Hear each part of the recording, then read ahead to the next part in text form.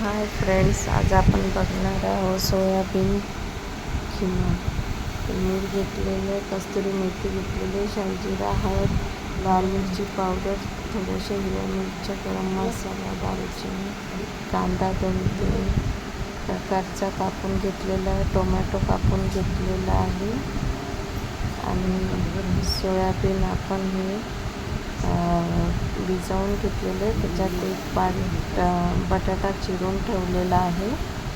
तर सोयाबीन मिक्सरमध्ये आपण म्हणजे फिरवून घेतलेलं आहे आणि तेल आपल्या चवीनुसार टाकायचे.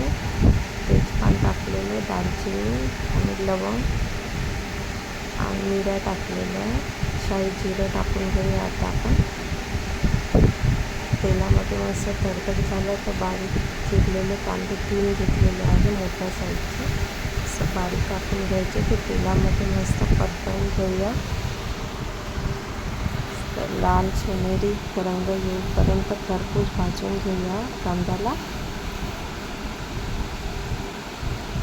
छान आता भाजून होत आहे आपला कांदा रेडी. बघा, मस्त कलर चेंज होत आहे आपल्या कांद्याचा. सोयाबीनचा खिमा खूप छान लागतो. आता हिरव्या मिरच्या टाकलेल्या. हिरव्या मिरच्या आपल्या चवीनुसार, टेस्टनुसार टाकायचं. स्पायसी ज्याला जास्त आवडत असेल त्याने जास्त टाकायचं. मी 4 मोठ्या मिरच्या घेतलेल्या हिरव्या, त्या बारीक चिरून घेतलेल्या.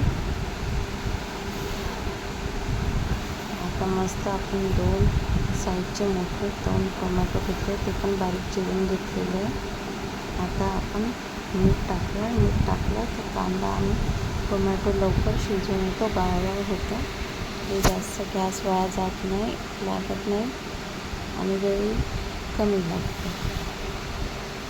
तर आता छान करून मस्त परतवून घ्यायचं, कारण की आपली स्टीलची कढई आहे. छान परतवून झालेले बघा. आता याच्यात आपण हळद टाकूया, गरम मसाला टाकूया, लाल मिरची पावडर टाकूया,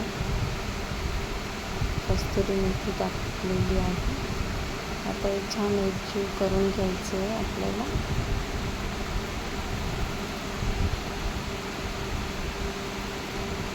थोडंसं अर्धा ग्लास आपल्याला पाणी टाकायचं याच्यात.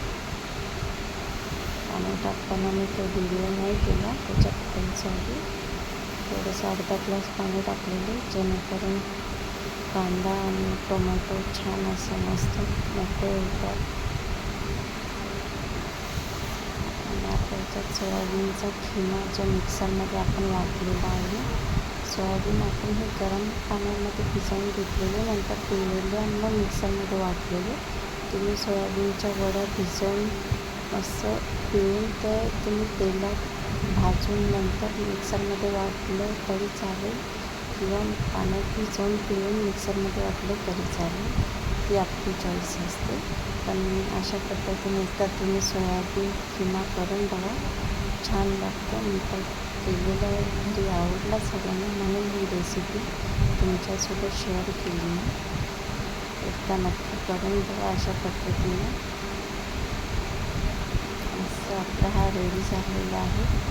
थोडंसं 2-3 घोट पाणी टाकलं, कारण की सोयाबीन कसं पाणी ऑब्झर्व करून घेते, तर थोडंसं आपल्याला पाणी टाकायचं याच्यात. जास्त न टाकता थोडंसंच टाकायचं. आणि हे सोयाबीन खिमा तंदुरी, नान, रोटीसोबत तुम्ही शेअर करू शकता, किंवा पावासोबत एकदम बढिया लागतो, एक नंबर लागतो. हा झालेला आहे सोयाबीन खिमा, एकदम मस्त. तुम्ही करून बघा, नक्की ट्राय करून बघा. अशा पद्धतीने आवडला असेल तर लाईक करत जा, शेअर करत जा व्हिडिओ. चॅनलला नवीन असेल तर सबस्क्राईब करत जा, त्याच्याने मला प्रेरणा मिळतात.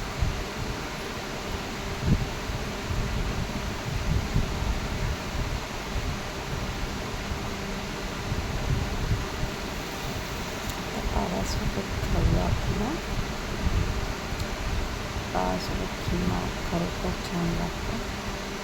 तुम्ही पण एकदा करून बघा अशा पद्धतीने. तर या मंडळी, आपला खिमा पाव रेडी झालेला आहे. मला लागली भूक, मी जेवते. तुम्ही पण बनवून जेवण करा. धन्यवाद.